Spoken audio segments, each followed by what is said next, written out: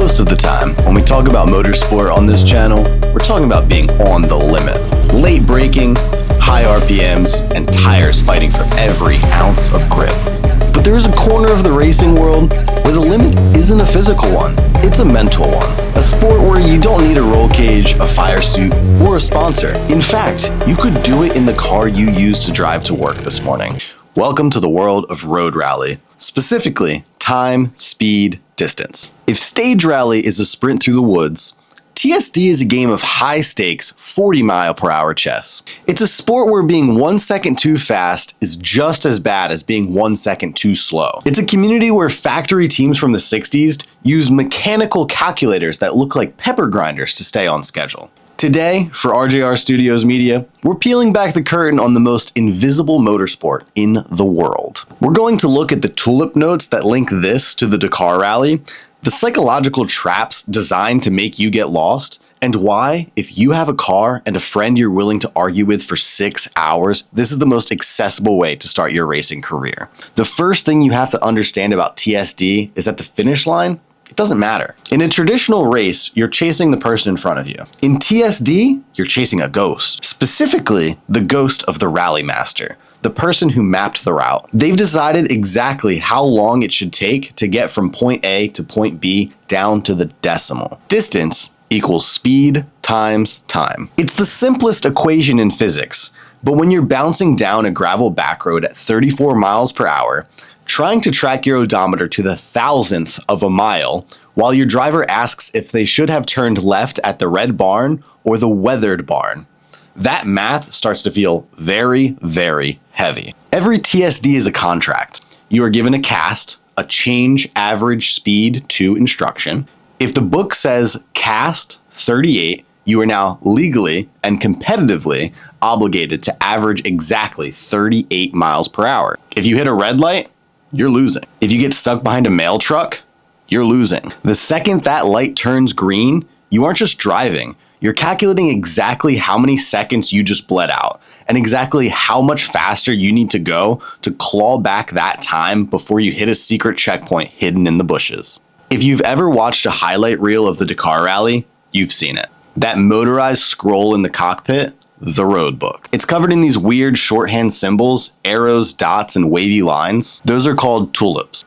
And believe it or not, whether you're crossing the Saudi Arabian dunes at 100 miles per hour or driving through a sleepy Ohio suburb at 25, you're speaking the exact same language. The name came from the 1950s Tulip Rally in the Netherlands, where they popularized the ball and arrow system. The dot is where you are, the arrow is where you're going. But here is where TSD gets expert level. In Dakar, a tulip is a warning. It's about survival. It tells you, big rock on the right, don't die. In TSD, the tulip is a legal contract. If the diagram shows a 90-degree right turn and you see a paved road that curves 45 degrees and a gravel driveway that goes 90 degrees, which one do you take?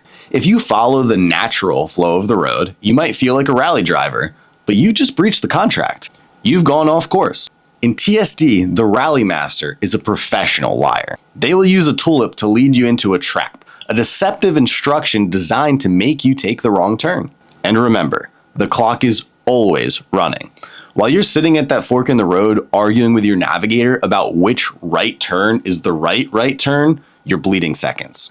And in this game, seconds are the only currency that matters. Now, how do you actually track those seconds? If you're just starting out, you're in the SOP class, seat of the pants. You've got a factory odometer, a $10 stopwatch, and a clipboard. You're doing the math in your head. It's raw, it's stressful, and it's arguably the most fun you can have for the price of a tank of gas. Then there's the modern way. Apps like Richta have changed the game. In the old days, you'd drive past a person hiding in a lawn chair with a stopwatch, the checkpoint worker. You wouldn't know your score until the end of the day. Now, the second you cross an invisible GPS line, your phone pings. It tells you, in cold, hard, digital text, you were 1.2 seconds late. It's instant gratification or instant grounds of a divorce. But if you want the final boss of TSD gear, you have to look at the Curta calculator. It looks like a high-end pepper grinder, but it's a mechanical masterpiece from the 1940s. No batteries, no screens, just gears. Purists in the historic classes use these to calculate their speed and time while bouncing around on gravel. It's the ultimate flex. It says, I don't need a satellite to tell me where I am. I have math and a mechanical computer. But here's the secret that even some car enthusiasts don't know. Your odometer is lying to you. If the Rally Master's car has brand new tires and your car has tires that are half worn, your mile is shorter than their mile. Over a 100-mile rally, that tiny difference becomes a massive error. That's why every TSD starts with a calibration run. You drive a measured distance, compare your dash to theirs, and find your correction factor. If their 10 miles is 10.12 on your car, you have to multiply every single distance in the book by 1.012. If you don't do that, you aren't playing the same game as the winners. You're just taking a very precisely timed wrong turn. All right, so you've got your stopwatch, you've got your calibrated odometer, you're feeling like a pro, and then you hit the trap. In TSD, the person who designed the course, the Rally Master, is not your friend. Their goal is to trick you into an off-course penalty. And they do this using something called the main road rule. Imagine your instructions say, straight at intersection. You come to a fork, the paved road you're on curves naturally to the left. A small gravel road goes dead straight. If you follow the pavement, you just turn left. You didn't go straight. You're now off course. The odometer is racking up wrong miles, and somewhere in a bush a mile away, a checkpoint worker is watching your empty slot on the clock tick by. Then there's the pause. Sometimes the Rally Master knows there's a train track or a busy stoplight that might mess up your time. So the book says, at stop sign, pause 0.50 minutes. Even if there's no traffic, even if the light is green, you have to sit there for exactly 30 seconds. If you get impatient and leave 5 seconds early, you've just committed competitive suicide. You'll hit the next checkpoint 5 seconds early, and in TSD, being early is the ultimate sin. It's speeding. If this sounds like a lot of work for a Saturday afternoon, you're right. But people take this to an absolute extreme. Take the Alcan 5000.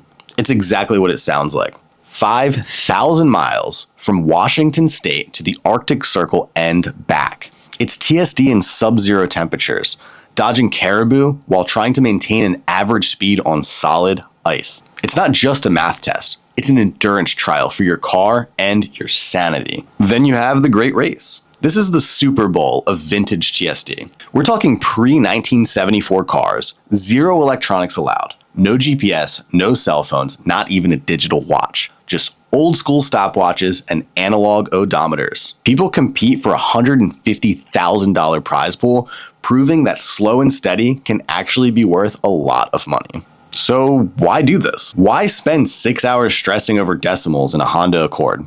Because TSD is the most honest form of motorsport.